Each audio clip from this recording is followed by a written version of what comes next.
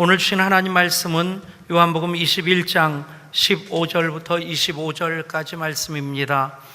요한복음 21장 15절부터 25절까지 기록된 하나님 말씀을 제가 받들을 씁니다.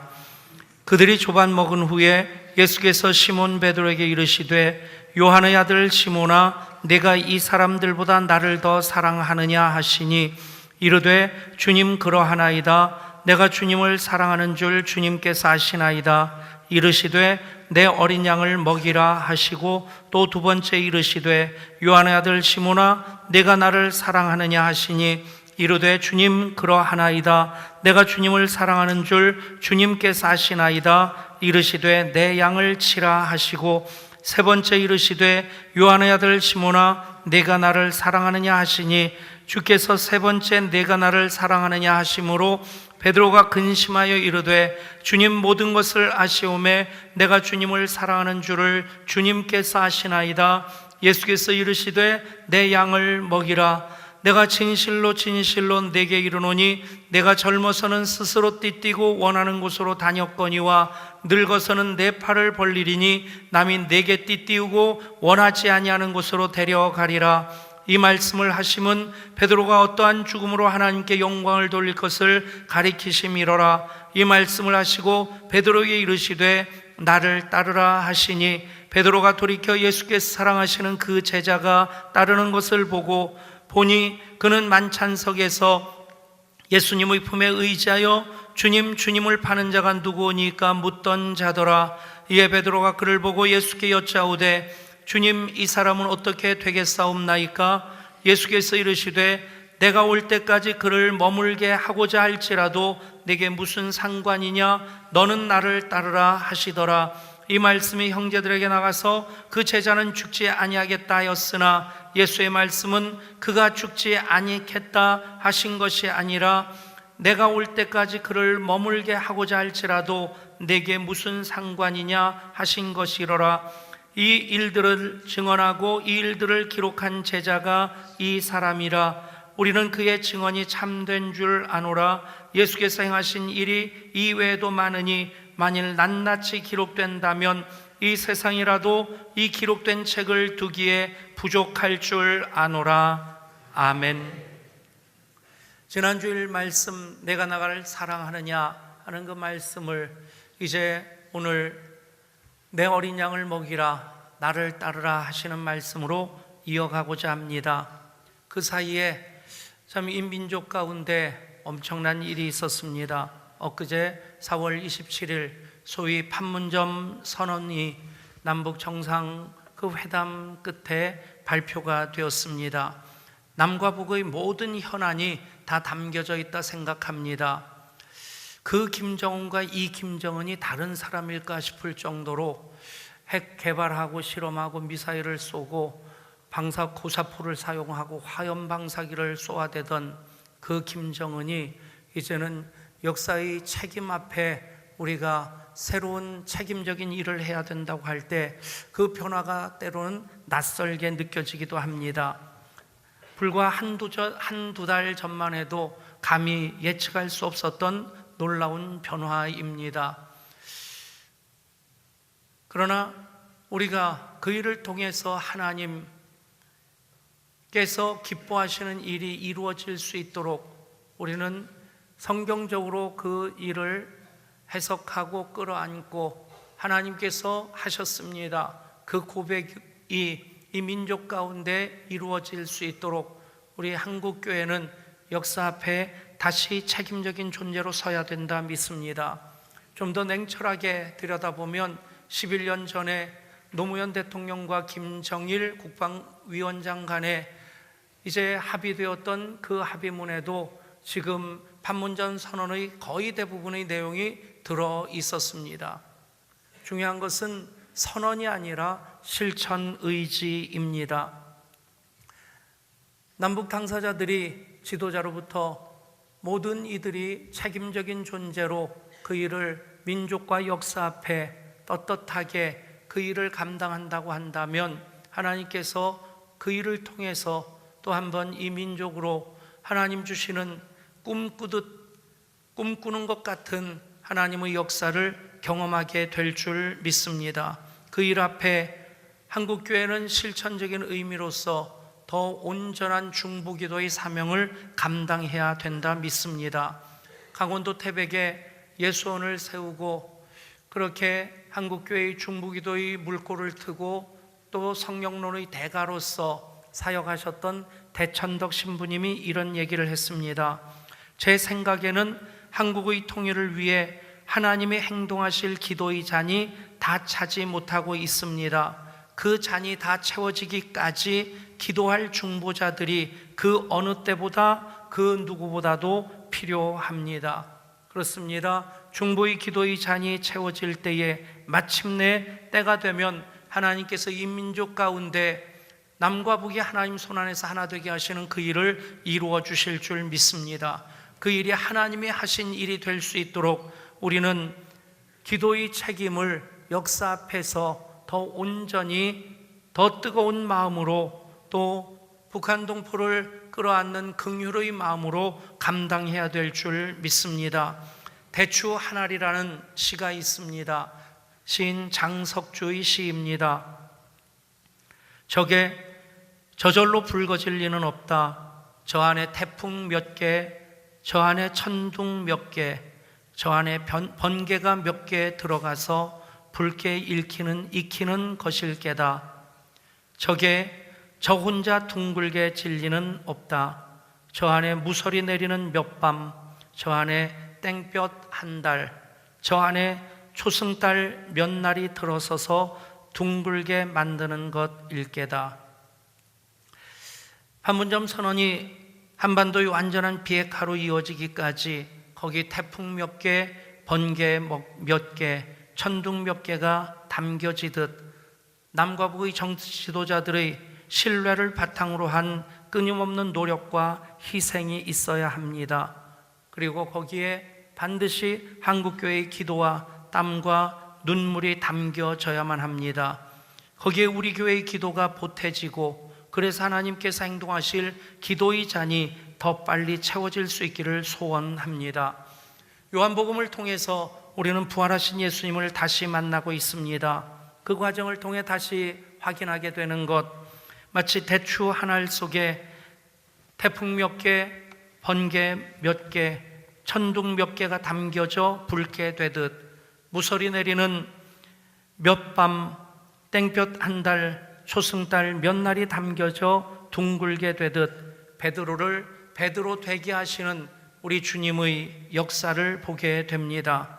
베드로를 베드로 되게 하신 우리 주님께서 또 우리 한 사람 한 사람 하나님 형상 닮아 지음받은 하나님 영광을 위해 살아가도록 자녀 삼으신 우리들, 나를 나답게 만들어 가시는 그 일을 결코 포기하지 아니하시는 하나님의 사랑으로 이루어 가실 줄 믿습니다. 요한복음 21장 15절부터 마지막 절까지 해서 중요한 세 문장을 찾는다면 그것은 내가 나를 사랑하느냐 하는 것과 그리고 내 어린 양을 먹이라 하는 말씀, 또 하나가 너는 나를 따르라 하시는 말씀입니다. 물론 이외에도 중요한 메시지를 찾는다고 한다면 마지막 말씀 그대로 예수께서 행하신 일이 이외에도 많으니 만일 낱낱이 기록된다면 이 세상이라도 이 기록된 책을 두기에 부족할 줄 아노라. 정말 보석처럼 캐낼 수 있는 메시지가 한없이 담겨져 있다 생각합니다. 이재철 목사님 그 요한복음 강해서를 보면 21장 한 장 가지고 21번 설교를 했더라고요. 두 가지 생각이 동시에 들었습니다. 참 대단하다 하는 생각과 더불어 그렇게 설교하면 참 편하겠다. 설교자로서 설교 본문을 정하고 방향만 정해놓으면 보통 한 20-30%는 다 해놓은 게 됩니다. 어떤 때는 절반이 끝났다는 생각이 들기도 합니다. 그런데 요한복음 21장 가지고 21번 설교를 하면 21번 뿐이겠습니까? 40번, 50번 해도 여러분 참아주시겠습니까? 그래서 제가 못합니다. 그러면 1년 12달 요한복음 21장 가지고 설교를 하면 여러분들 아마 그런 생각할 겁니다. 되게 우려먹는다. 근데 사실 그만큼 캐내도 다함이 없을 만큼 영적인 보화들을 담아주셨는데, 그 중에 가장 중요한 것 셋을 줄인다면, 내가 나를 사랑하느냐, 내 어린 양을 먹이라, 너는 나를 따르라 입니다. 내가 나를 이 사람들보다 더 사랑하느냐 하시는 그 말씀, 지난 주일 우리가 함께 나누었습니다. 이어서 내 어린 양을 먹이라, 그리고 너는 나를 따르라 하시는 말씀을 받는 시간 될 수 있기를 소원합니다. 베드로에게 있어서 최고의 고민은 무엇이었겠습니까? 바로 주님을 버렸다고 하는, 주님을 떠났다고 하는 그 자책감이었습니다. 무슨 일이 있더라도 결코 주님을 부인하지 않겠노라고 호언장담했고, 자기 목숨까지도 흔연히 내버릴 만큼의 각오가 돼 있었는데, 막상 계집종 앞에서 하늘을 우러러 부인하면서 저주하면서 그렇게 주님의 사랑을 송두리째 저버린 그 배신의 경험이 베드로에게서는 자책감으로 자리 잡고 있었기에, 예수님 부활하신 빈 무덤을 찾아갔음에도 불구하고, 또 모인 그곳 문들을 걸어잠근 그곳으로 찾아오시고, 또 도마가 있을 때 또 찾아오셨음에도 불구하고 그 자책감은 무겁고 컸습니다. 결국에 이런 나를 주님이 어떻게 사랑하실 수 있을까? 이런 내가 어떻게 주님을 사랑할 수 있을까? 하는 그 물음 할 때마다 그 질문에 답이 자신이 없었고, 그래서 그는 고기 잡으러 나갔고 밤새 수고했음에도 헛구물질만 하고 있었던 것입니다. 그 베드로를 주님 다시 찾아오셨습니다. 그들을 위해서 생선구이 아침 정식을 준비해 놓으시고, 그들의 지친 육신을 위로해 주신 다음에 고개조차도 제대로 못 들고 있는, 눈을 마주치지도 못하는 그 제자들을 향해, 특별히 베드로를 향해 물으십니다. 요한의 아들 시몬아, 네가 이 사람들보다 나를 더 사랑하느냐? 이 물음 속에는 중요한 전제가 있습니다. 아무나에게 당신 나를 사랑합니까? 라고 물었다가는 뺨닭이 맞기 십상일 겁니다. 자칫 잘못했다가는 쇠고랑 차고, 요즘 성추행 얼마나 조심스럽습니까? 감옥에 갈 수도 있을 것입니다. 사랑이란 말을 주고받을 수 있다면 이미 사랑의 관계가 맺어진 그런 사람들 사이에서만 사랑이란 말을 주고받을 수 있는 것입니다. 여러분, 내가 나를 사랑하냐 물으시는 예수님께서는 비록 지금 베드로가 그 사랑 앞에 무너져 내려져 있다 할지라도 여전히 그 마음 한구석에 예수님을 사랑하는 마음이 있고, 그 사랑 때문에 아파하는 것, 힘들어하는 것을 아시기에 내가 나를 사랑하느냐, 아가페스메, 필레이스메 3번씩이나 거듭 물으십니다. 반복하시면서 끝내는 필로세라고 대답하는 베드로의 그 마음을 그대로 받아주시면서 그 수준까지, 기준까지 낮추셔서, 그럼 내가 나를 필리아의 사랑으로 사랑하느냐, 필레이스메라고 물으실 때 베드로는 내가 주님을 사랑하는 것 주님이 아시지 않습니까? 주님 질문에 대답하는 사이에 베드로의 마음속에 자책감보다 더 커진 것이 무엇입니까? 아, 주님 여전히 나를 사랑하시는구나. 여러분, 똑같은 마음이 주님 앞에서 우리의 고백이 될 수 있기를 원합니다. 감히 주님 사랑 앞에 내 사랑이 얼마나 크고 화려할 수 있겠습니까? 주님 앞에서 고개 바짝 들고 눈 똑바로 들고, 그리고는 주님, 내가 주님을 사랑하는 거 주님 아시지 않습니까? 여러분, 그렇게 당당할 수 있는 사람이 어디 있겠습니까? 주님 사랑을 느끼면 느낄수록, 받으면 받을수록 그 사랑 앞에 내 사랑은 작고 보잘것없는 허물 많은 사랑인 것을 알게 됩니다. 그러나 주님은 그 세상의 어떤 보석보다도 귀하게 그 사랑을 받으십니다. 그리고 나서 하시는 말씀이 내 양을 먹이라 입니다. 여러분, 인간관계에서 신뢰는 참 중요합니다. 그래서 한번 신뢰가 잃어버린 사람, 신뢰를 회복하기가 쉽지 않습니다. 한 번 배신한 사람 2번 배신하기 참 쉽습니다. 오늘 새벽에 눈을 떴는데 꿈을 복잡한 꿈 꾸고 나면 눈 떴을 때 마음이 개운하지 않지 않습니까? 눈을 뜨면서 참 기분이 찝찝했습니다. 꿈의 내용은 괜찮은 것이었어요. 어떤 내용이었냐? 우리 교회 예배당 이곳이 꽉 차가지고 이 강대까지 사람들이 꽉 차 올라와 앉아 있는데, 그런데 놀라운 것은 이 강대상에 올라와 앉아 있는 꽉 채운 사람들은 군인하고 경찰관이더라고요. 군인은 이해가 돼요. 우리가 군인 선교 많이 하니까 그건 뭐 그럴 수 있겠다 싶은데, 그 경찰관이 꽉 차 있는 것을 보고 꿈속에도 제가 그 생각을 했습니다. 경찰 선교도 열심히 해야 되겠구나. 그런데 찜찜한 이유가 두 가지가 있었어요. 첫 번째는 설교 원고를 준비해가지고 가지고 강단으로 올라간다고 했는데 없어진 거예요. 그래서 임규택 목사님한테 가서 좀 다시 뽑아다 달라고 했는데 엉뚱한 걸 뽑아왔어요. 그래가지고 그 설교 원고 없이 다른 그 준비한 설교를 하려고 하니까 얼마나 집중을 해야 되겠어요. 근데 어떤 사람이 뒤에서도 자꾸, 우리 교회는 이 사회자 없이 그냥 진행되지 않습니까? 그런데 우리 교회 주보에도 없는 순서를 뒤에서 자꾸 누군가가 얘기를 하는 거예요. 누군가 봤더니 우리 교회를, 목사님 마음을 좀 아프게 하고 떠난 분이에요. 그분이 뒤에서 그러는 것도 신경 쓰이는데 어느 순간에 강대상 위에 올라와서 자꾸 뭐라고 얘기를 하는 거예요. 오죽하면 내가 설교하다가 딱 멈추고 그 이름을 부르면서, 누구시, 당신은 우리 교회 장로님이 아니니까 나가세요. 그러면서 되게 꿈에서도 복잡한 생각.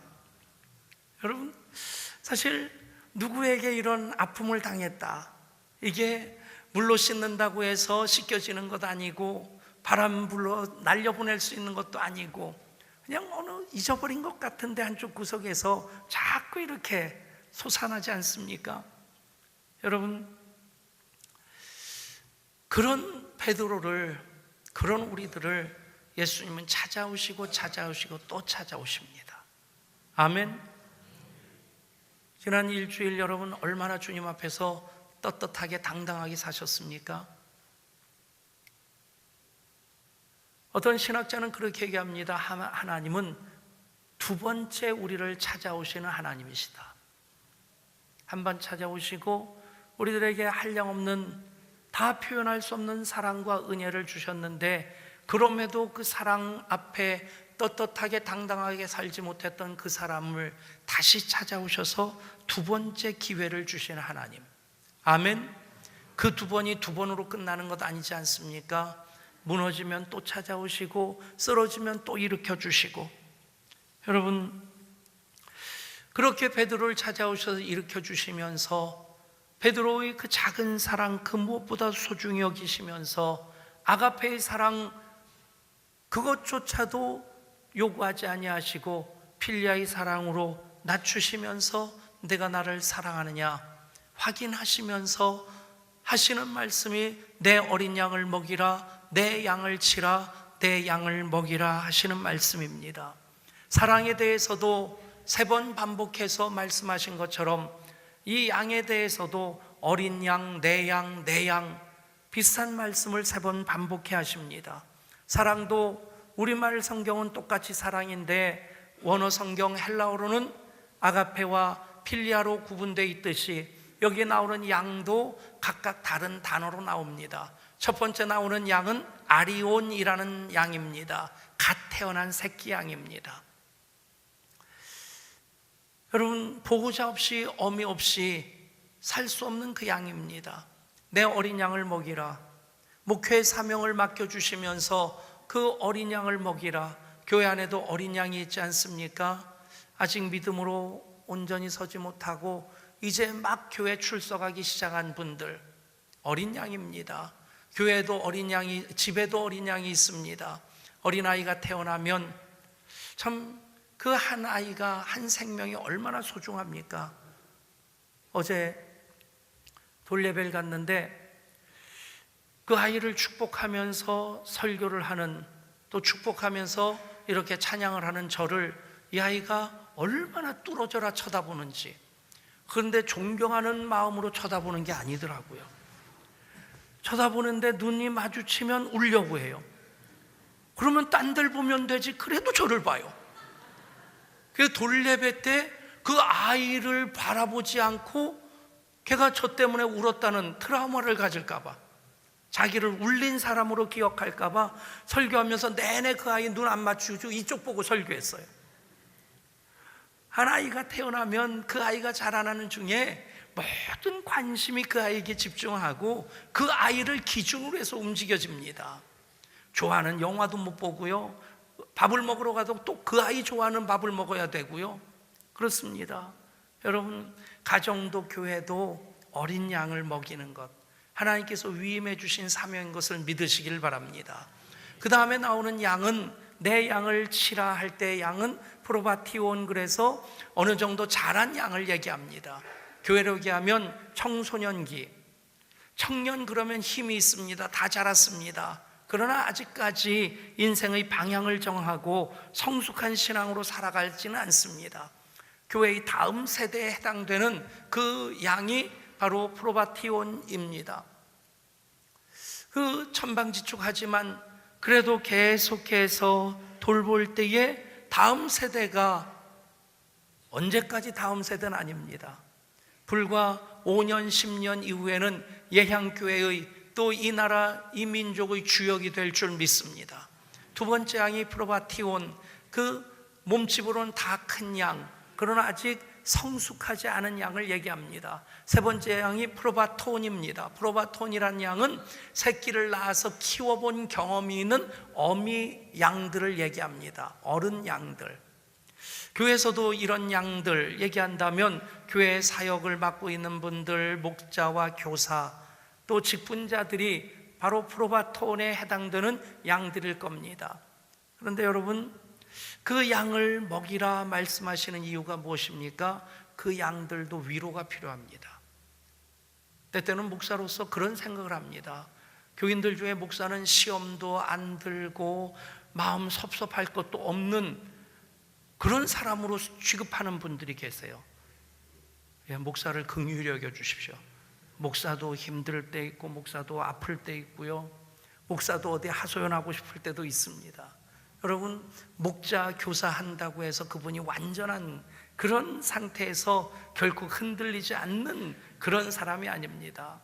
목자로 남몰래 흘리는 눈물이 있고요, 교사하다가 너무 힘들어서 내려놓고 싶은 생각할 때도 여러 번 있을 테고요, 교회 직분자로 장로, 안수집사, 권사로 섬길 때에 사실 그것이 하나님의 일이기에 영광스럽지만 사실 일로 보면 굉장히 부담스러운 것 아닙니까?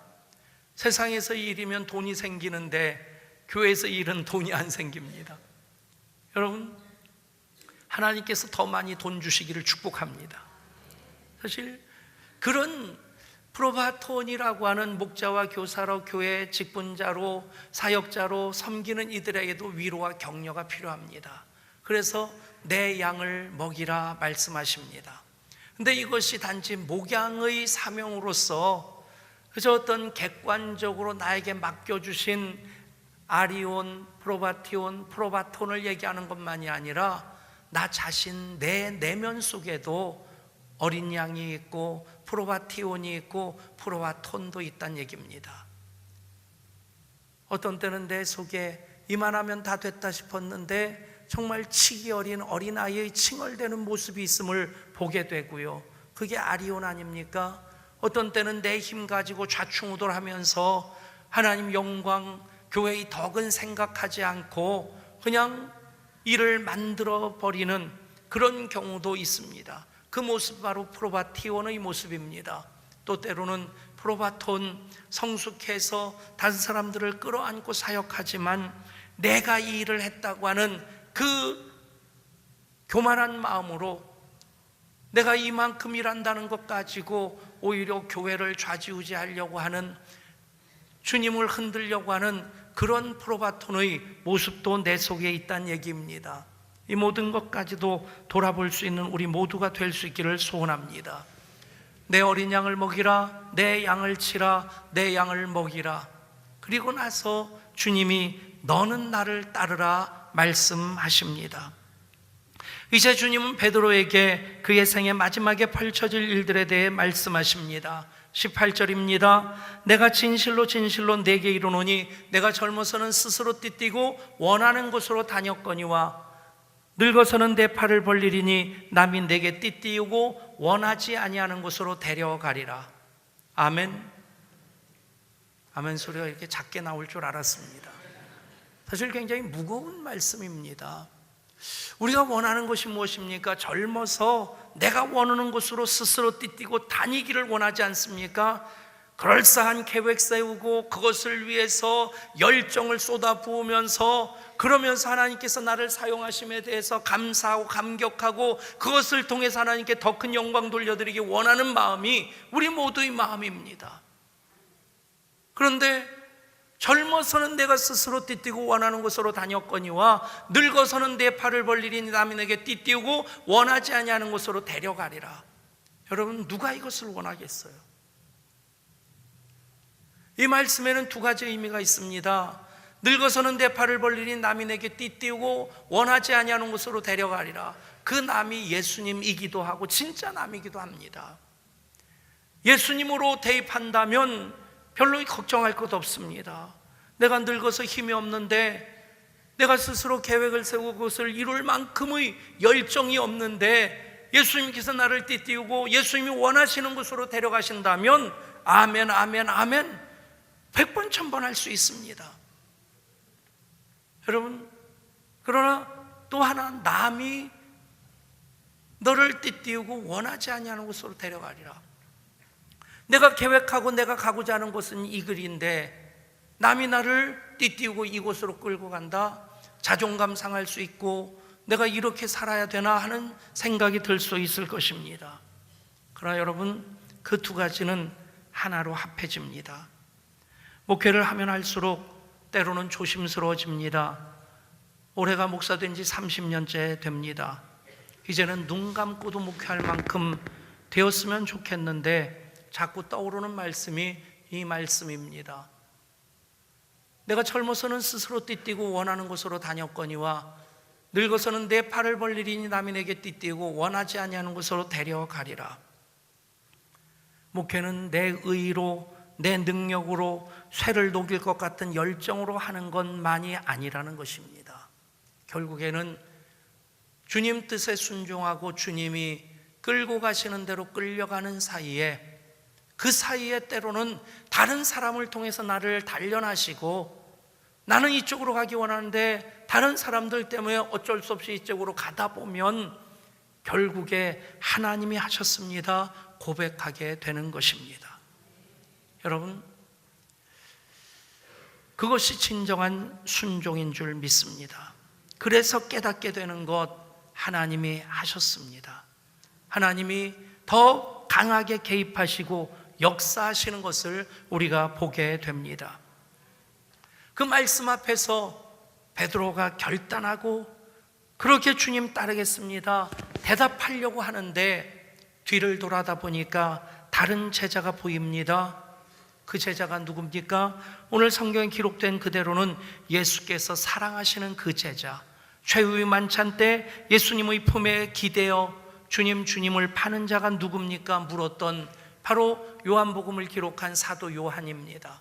그를 보는 순간 베드로의 마음이 복잡해집니다.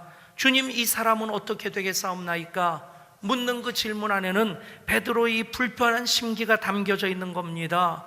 슬픈 자화상이 담겨 있는 겁니다. 주님, 이런 나를 사랑하시니 주님이 원하신다면 물속에라도 들어가고 불속에라도 들어가겠습니다. 이제는 말만이 아니라 그렇게 살아갈 수 있겠습니다. 그런데 그 제자를 보니까 그는 방실방실 웃으면서 곱상하게 생겨서 예수님 사랑을 그 누구보다 더 많이 받는 그 제자의 모습을 보는 순간 왜 나는 이렇게 살아야 되는가? 슬픈 자화상이 떠오르고 그 제자와 비교하면서 불편한 심기가 생겨지는 겁니다.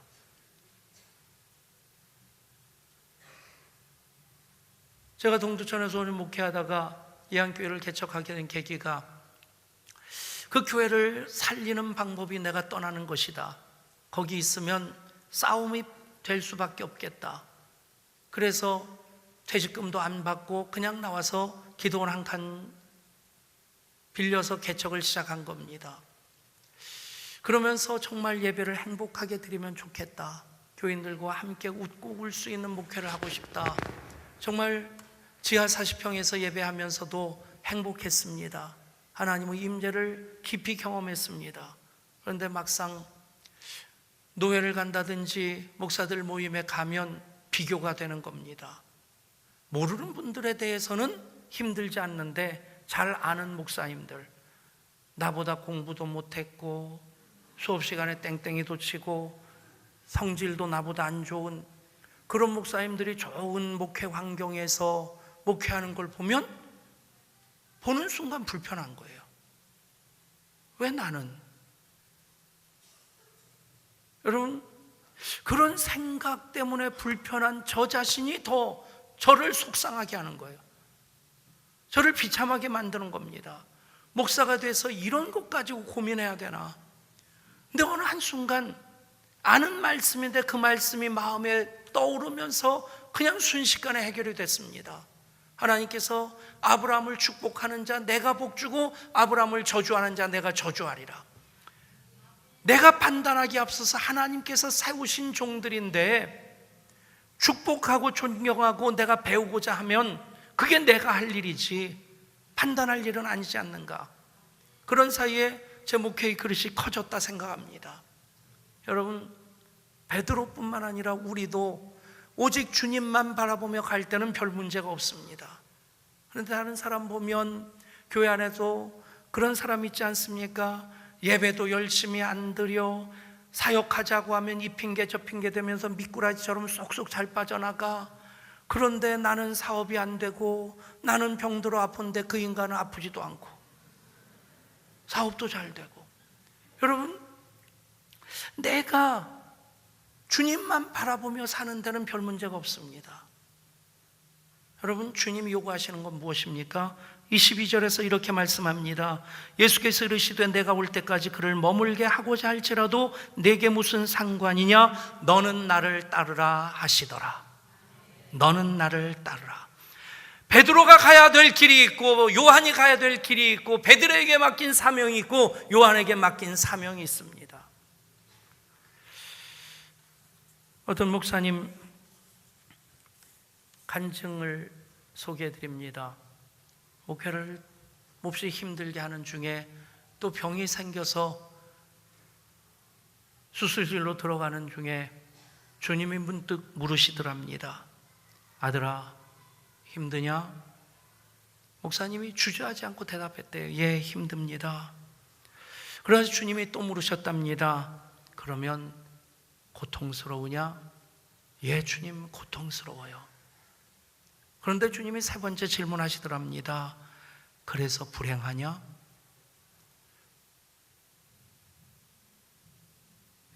아들아, 힘드냐? 그래서 고통스러우냐? 그렇게 물으실 때 예, 힘들어요, 예, 고통스러워요 대답할 때 이 목사님이 기대한 것은 그러면 아들아, 내가 너를 치료해 주마.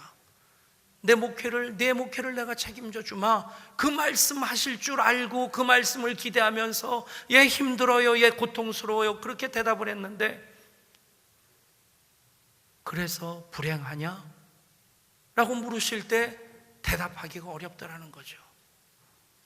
곰곰 생각해 보니까 목회도 힘들고 지금 몸도 망가져서 수술대에 올려져서 수술실로 들어가고 있는데 그런데 불행하지는 않다라는 겁니다. 여러분에게 묻겠습니다. 여러분 힘드시죠? 여러분들에게 묻는 겁니다. 대답 안 하면 오늘 설교 안 끝납니다. 요즘 같은 불경기 사업하시는 분들, 직장 다니는 분들 힘드시죠? 그래서 고통스러우시죠? 그래서 불행하십니까? 목자와 교사들에게 묻습니다. 목자로 섬기는 것, 교사하는 것 힘드시죠? 안 끝난다니까요. 교사와 목자에게 묻습니다. 목자로 교사로 섬기는 것 힘드시죠? 때론 고통스러우시죠? 그래서 불행하십니까? 여러분, 우리는 불행과 불편을 혼동할 때 있습니다. 돈이 없고 몸이 아프고 사업이 잘 안 되고 그러면 그것은 불편한 것이지 불행한 것 아닙니다. 예수 믿는 우리들은 예수님이 나를 사랑하시고 내가 예수님을 사랑하기에 우리는 예수 안에서 행복한 사람들입니다. 내가 나를 사랑하느냐? 그 사랑이 전제가 되어질 때 내 어린 양을 먹이라 그 말씀에 순종하면서 너는 나를 따르라.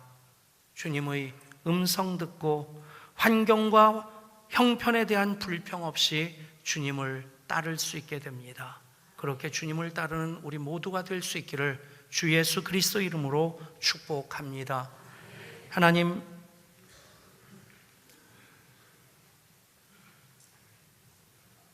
네가 나를 사랑하느냐?